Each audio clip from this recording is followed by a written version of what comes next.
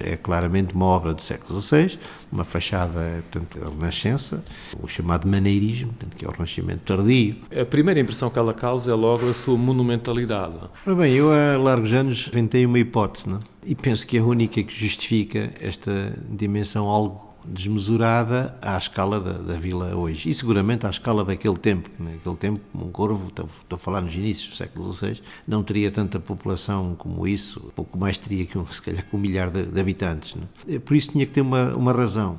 A razão, julgo eu, que tem a ver com o desejo algo secreto de se criar aqui uma diocese, uma nova diocese de que se falava. Porque os senhores arcebispos de Braga, nós dependíamos da arquidiocese de Braga, raramente vinham aqui, não é? Ou não há registro de ter vindo algum arcebispo na Idade Média. Portanto, a barreira do Marão, agora com o túnel é fácil, mas naquele tempo, por caminhos tortuosos e íngremes, os senhores arcebispos, quando chegavam a esse cargo, já eram muito idosos e então, digamos que o interior transmontano estava no plano espiritual algo desguarnecido. Então começa-se a sentir, sobretudo após a vinda maciça dos judeus expulsos de Espanha no fim do século XV, portanto a necessidade de se criar, de se avançar para a criação, e depois também já havia um certo desafogo económico, resultado dos chamados descobrimentos, não é? E então há uma renovação das igrejas, procurando aumentar a sua dimensão por essa altura, e aqui, portanto, porque no lugar desta existiu outra.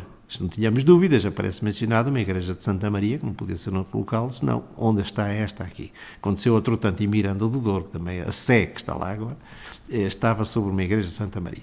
E aqui ao lado, Freixo de Espada à Cinta, que também acalentou o mesmo desejo, não é? De também se tornar lá diocese, porque há um momento em que Freixo de Espada à Cinta tem mais população que Moncorvo, nessa altura. Isto foi uma certa competição inicialmente entre Freixo e Moncorvo, e depois o Dom João III acabou por decidir de facto criar essa nova diocese, mas nem aqui nem em Freixo, mas em Miranda do Douro. Portanto, este triângulo Freixo, Moncorvo, Miranda, a dimensão e a grandeza destas obras, não é? É claro que o vértice em Miranda, porque foi a que chegou ao estatuto em 1545. Portanto, digamos que Freixo e Moncorvo ficaram com igrejas grandes, também se for aqui ao lado, Freixo Espada à Cinta haverá uma igreja que também parece desproporcionada para o povoado que é hoje. Mas é preciso não esquecer que nesses tempos nós estávamos aqui numa rota internacional, era o caminho que vinha de Espanha e que conduzia o resto da Europa, entrava-se, pelo menos aqui no norte, por Miranda do Douro ou por Freixo de Espada à Cinta, não é? Ainda hoje se discute porque Miranda, não é? Há quem diga, portanto, que foi um capricho da rainha Dona Catarina, que foi a primeira povoação que ela conheceu quando entrou em Portugal. Ela era espanhola e a razão, segundo outros historiadores, é que pode ter sido mais de política, porque a importância da Casa de Bragança, embora o senhor Duque de Bragança não vivesse em Bragança, mas eram os seus domínios, não é?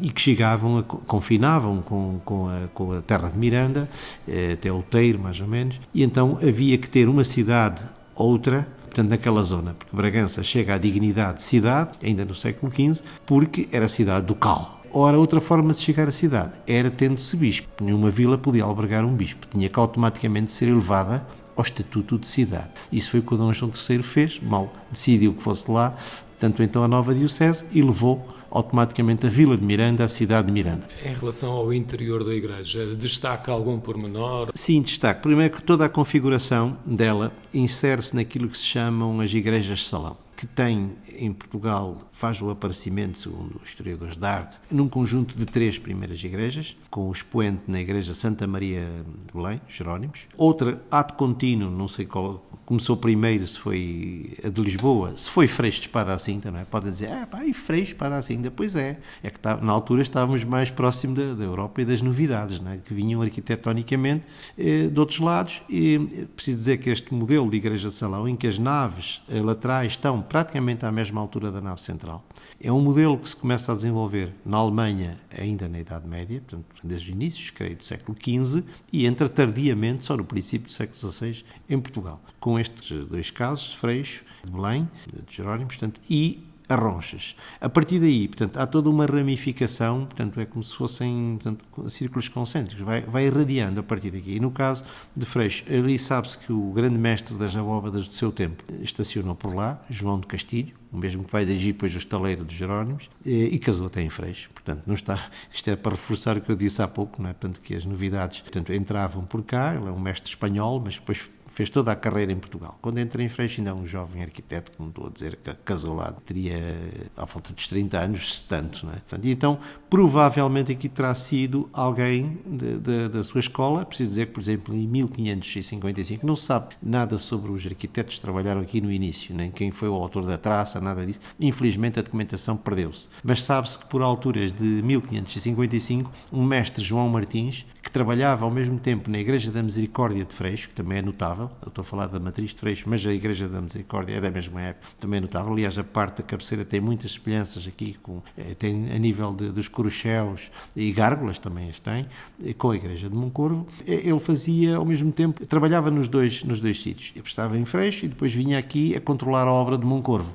Serão os discípulos oficiais que modelam de um lado para o outro, replicam, portanto, a forma, não é? Vamos encontrar o mesmo modelo em Miranda do Douro, que também é uma igreja-salão. Está tudo praticamente à mesma altura. Portanto, destaco arquitetonicamente isso. Depois, a nível do recheio, é preciso dizer que houve uma grande renovação no século XVIII. O altar principal, o altar-mor, é de cerca de 1750 e, a partir desse, replicaram os outros 4 laterais. Todavia, ainda sobrou, na Capela do Santíssimo Sacramento, um retábulo nos princípios do século XVII de configuração maneirista. E é exatamente aí, naquela zona onde tem um gradeamento em ferro, também ele notável, porque está datado, é de 1631, está uma peça de arte flamenga, princípio mesmo do século XVI, na transição. É uma peça notável a todos os títulos, porque, enfim, é o renascimento do norte da Europa que está ali. Tríptico, que tem 3 peças, tanto tem a central e depois as duas fecham, como se fossem 2 portinholas. Aquilo era um oratório portátil, está aqui na Consular, ou alguém em viagem usava muitas vezes os mariantes, portanto, os capitães das naus, muitas vezes transportavam oratórios destes, e representa o casamento da Santa Ana com a Sagrada Parentela. É uma obra muito importante, já teve exposições em Lisboa, vai e depois tem que voltar, porque é de facto a obra mais saliente que temos aqui.